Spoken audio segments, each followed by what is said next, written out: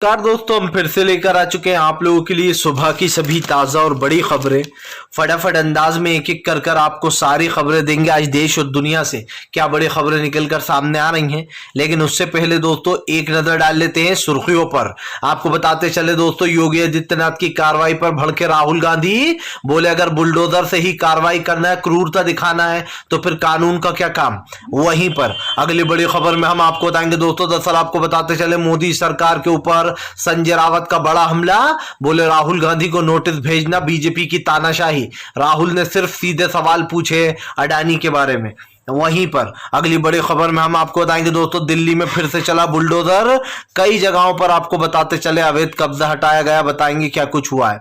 वहीं पर अगली बड़ी खबर में हम आपको बताएंगे दोस्तों, बीजेपी के ऊपर भड़के मल्लिकार्जुन खड़गे। बोले बीजेपी लोकतंत्र को खत्म करना चाहती है, पत्रकारिता को खत्म कर देना चाहती है। दरअसल बीबीसी के ऊपर लगातार दूसरे दिन भी पड़े छापे, जिसको लेकर कांग्रेस ने निकाली भड़ास। वहीं पर अगली बड़ी खबर में हम आपको बताएंगे, चंद्रशेखर रावण का बीजेपी के ऊपर बड़ा हमला।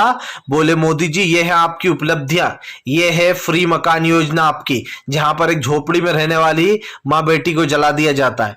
वहीं पर अगली बड़ी खबर में हम आपको बताएंगे दोस्तों, धीरेन्द्र शास्त्री बोला हम हिंदू राष्ट्र बनाकर रहेंगे। आप समझिए दोस्तों, हिंदू राष्ट्र बनाने जा रहा है ये। इनके कितने भी लोग होंगे वो पूरा जोर भी लगा लेंगे तब भी नहीं बना पाएंगे।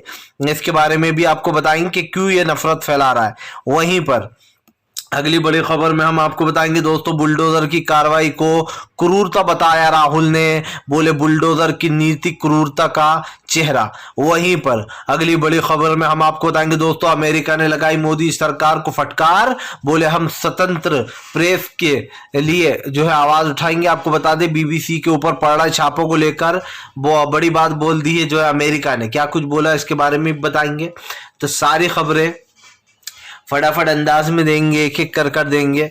फिलहाल चलिए बढ़ते हैं सबसे पहली और सबसे बड़ी खबर की ओर। दरअसल दोस्तों आपको बता दें, कानपुर वाला मामला लगातार तुल पकड़ता चला जा रहा है। राहुल गांधी ने पीएम नरेंद्र मोदी और योगी आदित्यनाथ के ऊपर हमला बोलते हुए कहा कि अगर बुलडोजर की कार्रवाई करना है तो फिर कानून की क्या जरूरत है। आपको बता दें, राहुल गांधी ने कहा कि फिलहाल बुलडोजर की कार्रवाई क्रूरता का चेहरा है। दरअसल दोस्तों आपको बता दें, कानपुर में एक माँ बेटी के घर पर बुलडोजर चला दिया गया। वो बेचारी झोपड़े में रहती थी, उनके झोपड़े को अवैध बताकर, आप समझिए दोस्तों, वो सड़क से बहुत ही दूर था, उसका सड़क से कुछ लेना देना ही नहीं था, उसका सड़क से बहुत दूर था। उसके बावजूद भी उस झोपड़े को बकायदा दोस्तों बुलडोजर से गिरा दिया गया। लेकिन आपको बता दें, बताया जा रहा है उस बुलडोजर में माँ और बेटी दोनों जल गए दोस्तों, जिंदा जलकर मर गए। पुलिस प्रशासन वहां खड़े खड़े मूर्खों की तरह देखता रहा और कोई दोस्तों आप समझिए एक्शन नहीं लिया। यूं तो पुलिस वाले फिल्मों में बड़ी बड़ी बातें करते हैं, हम ये करते हैं देश के लिए, हम वो करते हैं। वहां पर दो मजलूम महिलाएं खड़ी रहीं, वो जलती रहीं, लेकिन प्रशासन दोस्तों निकम्मों की तरह खड़ा हुआ देखता रहा। अफसोस की बात यह दोस्तों कि एसडीएम के ऊपर भी कई गंभीर आरोप लगे, लेकिन इसका जिम्मेदार कौन है? योगी आदित्यनाथ। क्योंकि दोस्तों योगी एक ऐसे सीएम है जिनके फैसले हमेशा लोगों को नुकसान पहुंचाने वाले ही होते हैं। आप देखिए, गरीबों को, चाहे सबसे ज्यादा मुसलमानों को परेशान किया जाता है उत्तर प्रदेश में। उत्तर प्रदेश की अगर मैं बात करूं तो उत्तर प्रदेश एक ऐसा राज्य है जहां पर मुस्लिमों के साथ गलत व्यवहार किया जाता है। लेकिन दोस्तों बात सिर्फ इतनी सी ही नहीं है। आज जहां पर भी आप जाओगे सिर्फ उत्तर प्रदेश की बात नहीं है, बीजेपी शासित राज्यों में तमाम इस तरीके की चीजें हो रही हैं। आपको बताते चले दोस्तों, माँ बेटी के जलने के बाद राहुल ने कहा कि अगर बुलडोजर से ही कार्रवाई करनी है तो फिर कानून की और कोर्ट की कोई जरूरत नहीं रह जाती है। राहुल ने कहा कि यह है बीजेपी का असली क्रूरता वाला चेहरा, उसको जनता से, आम जनता से कोई फर्क नहीं पड़ता। मजलूम मासूम लोगों को निशाना बनाया जा रहा है, खास करके दोस्तों ब्राह्मण समाज को। लगातार ब्राह्मणों के ऊपर अत्याचार बढ़ते चले जा रहा है दोस्तों। वो दिन दूर नहीं जब योगी आदित्यनाथ की सरकार दोस्तों आप समझिए खुलेआम ब्राह्मणों पर, मुस्लिमों पर अत्याचार करा करेगी। एक हिटलर था दोस्तों, दूसरे योगी आदित्यनाथ है, दोनों एक ही उस पर चल रहा है राह पर। साफ दिखाई दे रहा है धर्म के नाम पर राजनीति करना, लोगों को नुकसान पहुंचाना, ये बीजेपी की आदत बन चुका है। फिलहाल चलिए बढ़ते हैं एक और अगली बिग ब्रेकिंग की तरफ। बता दोस्तों अगली जो बड़ी खबर निकल कर आ रही है, आपको बताते चले दोस्तों, मल्लिकार्जुन खड़गे का बीजेपी के ऊपर बड़ा हमला। बोले संसद में कोई भाषा गलत नहीं यूज की जाती, हर भाषा का वीडियो हटा दिया जाता है। प्रधानमंत्री जी, ये तानाशाही नहीं तो फिर क्या है। आपको बता दें, मल्लिकार्जुन खड़गे का कहना है महंगाई, गरीबी, बेरोजगारी और अडानी पर सवाल क्यों ना पूछे विपक्ष। जब विपक्ष में दोस्तों कांग्रेस की सरकार थी तो बीजेपी वाले टेबल पर खड़े होकर हंगामे किया करते थे। आपको बता दें, आए दिन सवाल पूछा करते थे सोनिया गांधी से, मनमोहन सिंह साहब से। लेकिन आज जब दोस्तों खुद की सरकार आ गई तो सब लोग चुपचाप बैठे हुए, किसी को कोई फर्क नहीं पड़ रहा है। मैंने पहले भी कहा है दोस्तों और फिर कहूंगा, राज्यसभा हो या लोकसभा हो, बीजेपी कहीं पर भी किसी को बोलने नहीं दे रही है। उसको लगता है कि अगर हमारे खिलाफ ये वीडियो जनता ने देखा तो जनता जो है यहाँ पर हमें हेट करेगी। यहाँ तक कि विपक्ष जो बोल रहा है दोस्तों, उन चीज़ों को भी काटा जा रहा है। सवाल वही है कि अगर आप लोकतंत्र के मंदिर में भी लोगों को सच्चाई बोलने नहीं दोगे तो फिर वो इंसान कहाँ पर सच्चाई बोलेगा, ये सबसे बड़ा सवाल है। मैंने इसलिए बोला ये दोस्तों ये चीज़, क्योंकि बीजेपी अच्छे से जानती है कि इस चीज़ से उसको बहुत बड़ा नुकसान होगा। आपको तो पता ही है कि इस वक्त पार्लियामेंट में जब मल्लिकार्जुन खड़गे के वर्ड उड़ाए गए तो घमासान हुआ। उसके बाद उससे पहले राहुल गांधी का भी पूरा वीडियो उड़ा दिया गया जो उन्होंने लोकसभा में बातें बोली। राहुल ने सीधे से सवाल पूछे लेकिन प्रधानमंत्री उसका जवाब भी नहीं दे पाए। आपको बता दें, मल्लिकार्जुन खड़गे ने कहा कि बीजेपी के ऊपर तानाशाही सूट करती है। ये एक ऐसी सरकार है जो लोगों को डरा धमका कर दबा कर रखना चाहती है और इनका सिर्फ दोस्तों एक ही मकसद है कि लोगों को डराओ धमकाओ और चुपचाप रखो। जाहिर सी बात है, आज कोई पत्रकार बोलता है तो उसको चुप करा दिया जाता है, कोई मीडिया कर्मी सरकार से सवाल पूछता है तो उसको चुप करा दिया जाता है, कोई सड़क पर उतर कर सरकार की पोल पट्टियां खोलता है तो उसको गिरफ्तार करा लिया जाता है। धरना नहीं दे सकते, बोल नहीं सकते, न्यूज़ चैनल पर आप जा नहीं सकते, तो दोस्तों विपक्ष बेचारा करे तो करे क्या। ये सबसे बड़ा सवाल इसलिए भी है क्योंकि मुझे एक चीज़ तो समझ में आ गई है दोस्तों कि सरकार की जो नीतियां हैं वो विदाउट किसी रीज़न के हैं जो कि आपके और हमारी समझ से बहुत बाहर है। इसीलिए मैंने ये चीज़ को बार बार दोहराया कि फिलहाल प्रधानमंत्री के झूठे जितने भी वादे वो आपको और हमें साफ साफ दिखाई देते हैं। चलिए बढ़ते हैं एक और अगली बिग ब्रेकिंग की तरफ।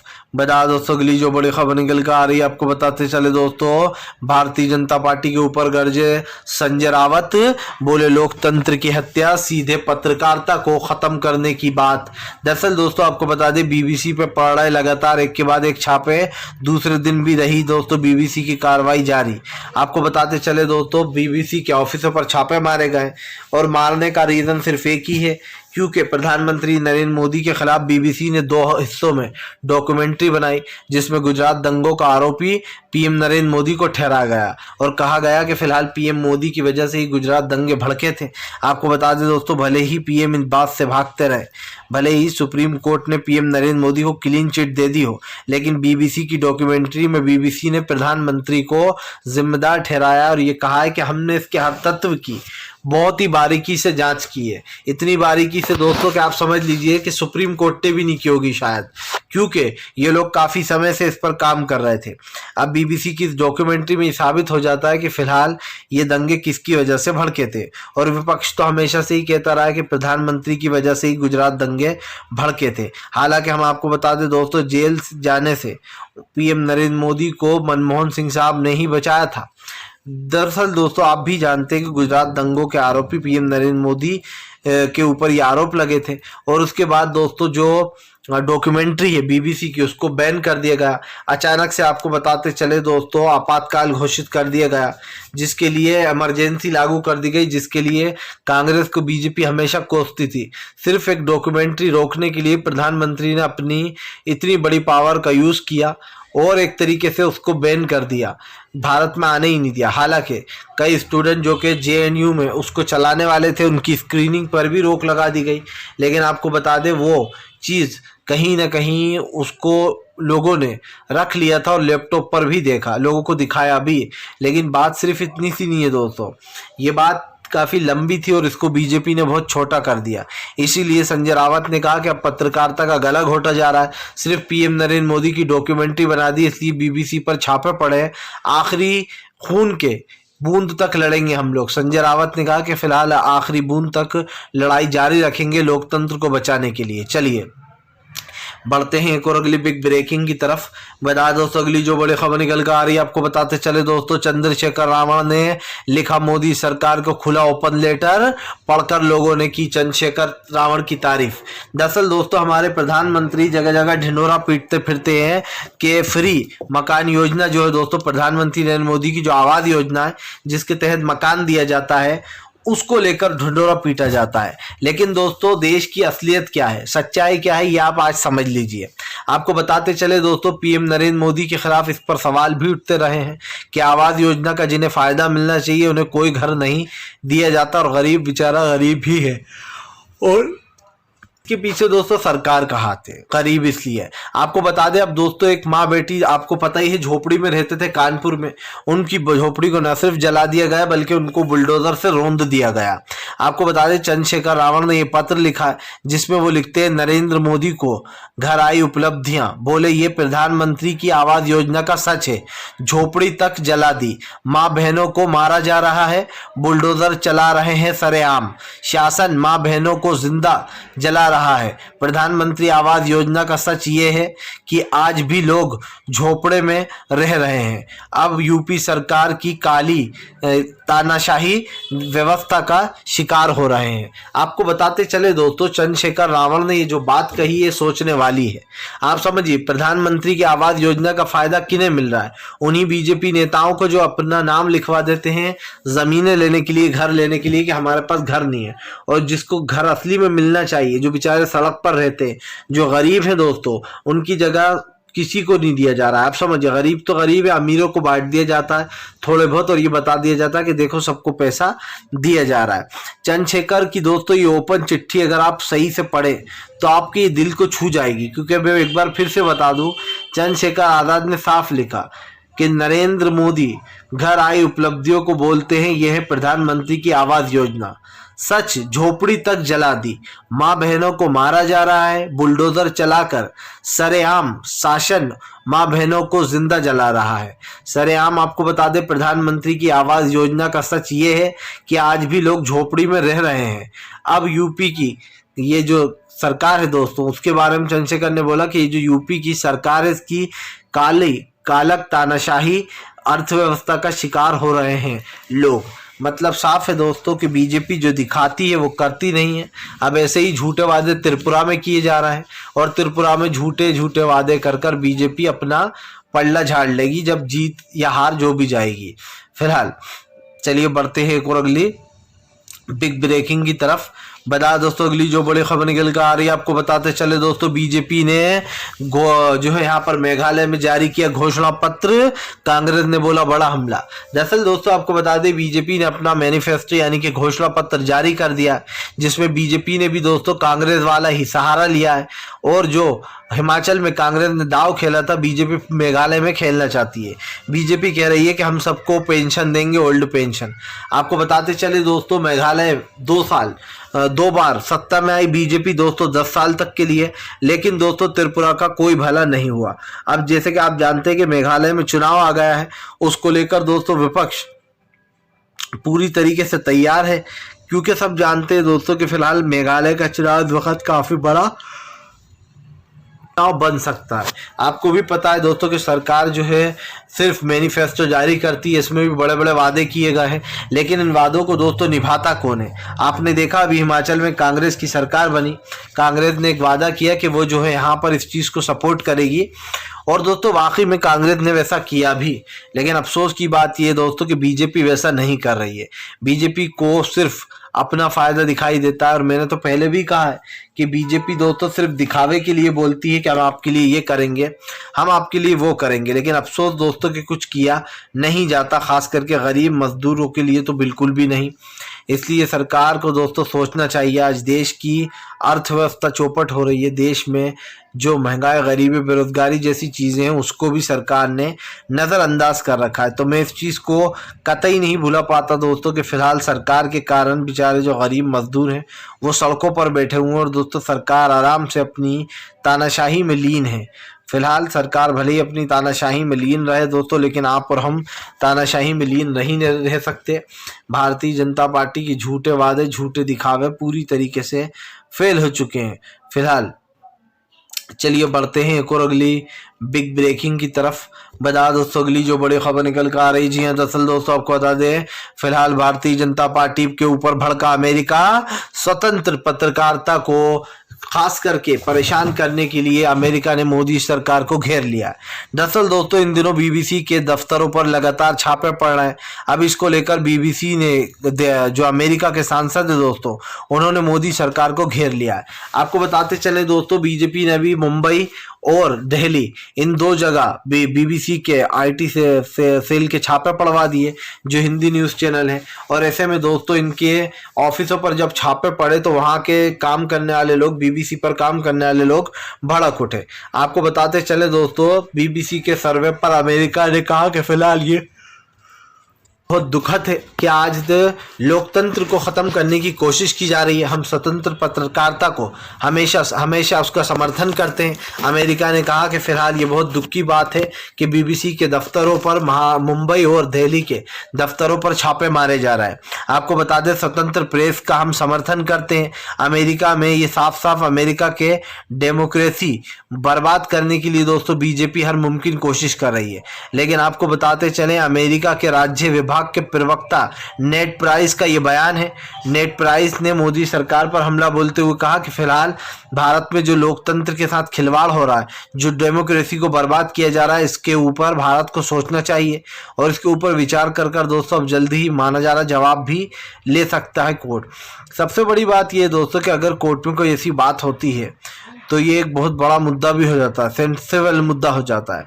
और ऐसे में सरकार के ऊपर दोस्तों अब कई सवाल खड़े हो रहे हैं कि फिलहाल ये जो कार्रवाई है, ये जो चीज़ें निकल कर सामने आ रही हैं सर्वे में, इसमें तो दोस्तों बीजेपी पूरी तरीके से सत्ता से बाहर जाती हुई नज़र आ रही है। तो कहीं ना कहीं ये कहना गलत नहीं होगा दोस्तों कि फिलहाल अब देखना होगा आगे सरकार के इस परपंच का क्या मुंहतोड़ जवाब मिलता है, क्योंकि बीबीसी के ऊपर छापेमारी के ऊपर तो अब तो अमेरिका ने भी भड़ास निकाल दी है और स्वतंत्र पत्रकारिता पर पूरी तरीके से जो है सरकार को घेरा, क्योंकि जाहिर सी बात है दोस्तों डेमोक्रेसी से ही हमारा देश आगे बढ़ता है। चलिए बढ़ते हैं एक और अगली बिग ब्रेकिंग की तरफ। बता दोस्तों, पाखंडी धीरेन्द्र शास्त्री बोला हिंदू राष्ट्र बनाकर रहूंगा, आज नहीं तो कल हिंदू राष्ट्र बनकर रहेगा। ये हिंदू राष्ट्र है और हिंदू राष्ट्र ही बनेगा। आपको बताते चले दोस्तों, जो लोग प्यार मोहब्बत की भाषा नहीं जानते, जो लोग सिर्फ नफरत की भाषा जानते हैं, कभी कभी दोस्तों आप समझिए वो लोगों को पसंद नहीं आते हैं और उनके साथ भी गलत हो जाता है। अब ऐसा ही कुछ दोस्तों सामने निकल कर आया है। धीरेन्द्र शास्त्री दोस्तों, जो कि लगातार आप समझिए घर पर है, जो एक तरीके से धीरेन्द्र शास्त्री के जो लोग जा रहे हैं उसके पास या फिर बड़ी बड़ी बातें कर रहे हैं कि ये तो चमत्कारी बाबा हैं, इनके पास तो चमत्कार है। अगर दोस्तों इतने बड़े चमत्कारी होते तो सड़क पे चमत्कार कर दिखा देते। जो गरीबी बेरोजगारी बढ़ रही है उस पर चमत्कार कर देते। जो प्रधानमंत्री नरेंद्र मोदी दोस्तों आप समझिए इस चीज़ों को रोक रहे हैं, लोगों को खास करके साफ दिखाई दे रहा है कि बागेश्वर धाम जो है दोस्तों बीजेपी का काम आसान कर रहा है। कल हमने एक चीज़ देखी, कमलनाथ भी उनके दर्शन करने गए, लेकिन ये चीज़ मुझे बेकार लगी। एक तरफ तो आप जो है यहाँ पर कहते हो कि हम बिल्कुल भी इससे इत्तेफाक नहीं रखते हैं, दूसरी तरफ आप उसी व्यक्ति से बात भी करते हो। तो ये समझ में नहीं आ रहा है कि फिलहाल आखिरकार चल क्या रहा है, किस करवट जो है ऊँट बैठने वाला है कि दोस्तों, क्योंकि अब की बार 2024 का चुनाव आसान नहीं होगा, ना तो उसके लिए ना अपने लिए। तो ये साफ हो जाता है कि अब देखना होगा कि आगे आने वाले समय में कौन किस पर भारी पड़ेगा। फिलहाल धीरेन्द्र शास्त्री को लेकर दोस्तों कांग्रेस ने भी हमला बोला है।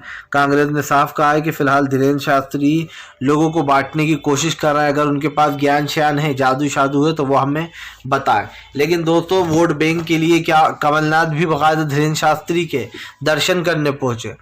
आप समझिए, एक तरफ तो कमलनाथ जो कांग्रेस के नेता है, दूसरी तरफ वो धीरेन्द्र शास्त्री से मिल लेते हैं, 3 सेकंड के लिए ही सही, लेकिन मिल लिए हैं। हालांकि दोस्तों आपको तो पता ही है कि इन लोगों पर ज़्यादा भरोसा नहीं कर सकते, लोग कभी भी टूट कर आ जाते हैं और इसीलिए इस चीज़ को अब जो है यहाँ पर देखा जा रहा है। फिलहाल हम तो यही कहेंगे कि अगर आपको दोस्तों वीडियो अच्छा लगे तो लाइक करें, चैनल पर पहली बार आए सब्सक्राइब करें ताकि आगे भी आपको ऐसी वीडियोज़ मिल सके और आप हमारे चैनल से